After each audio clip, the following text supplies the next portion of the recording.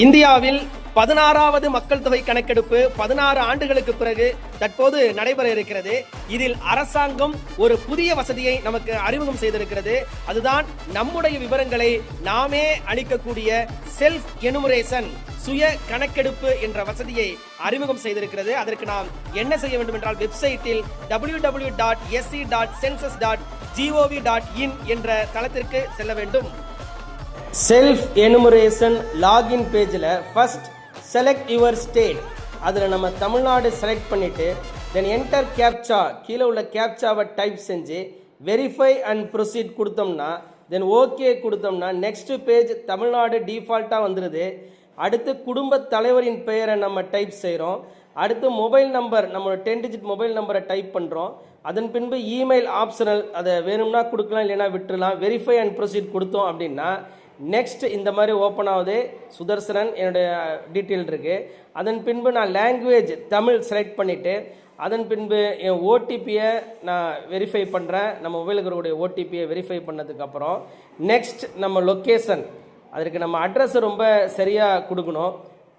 First Tamil Nadu, தென் மாவட்டம், நம்ம மாவட்டத்தை கொடுத்துக்கிறோம். அதன் பின்பு நம்ம அஞ்சல் குறியீடு அதை டைப் செஞ்சுக்கிறோம்.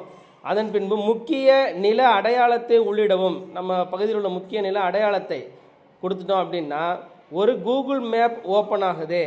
இதில் அந்த சிவப்பு நிற லொக்கேஷன் மார்க்கரை சரியாக நம்ம வீட்டுக்கு மேலே வச்சு என்டர் பண்ணுறதன் மூலம் நம்மளுடைய அச்சரேகை, தீர்க்க ரேகையெல்லாம் டிஸ்பிளே ஆகுது.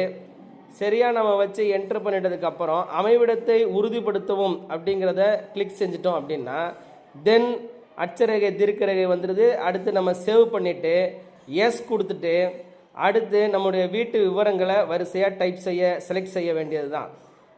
வீட்டினுடைய தரை எதனால் ஆகியிருக்கிறது, வீட்டினுடைய சுவர் சுட்ட செங்கலால் ஆகியிருக்கிறது, வீட்டினுடைய கூரை கான்கிரீட்டாக என்ன, நிலைமை எப்படி இருக்குது, நல்ல நிலை அப்படிங்கிறதெல்லாம் நம்ம டைப் செஞ்சுட்டு அடுத்து சேவ் அண்ட் நெக்ஸ்ட் கொடுத்துடணும்.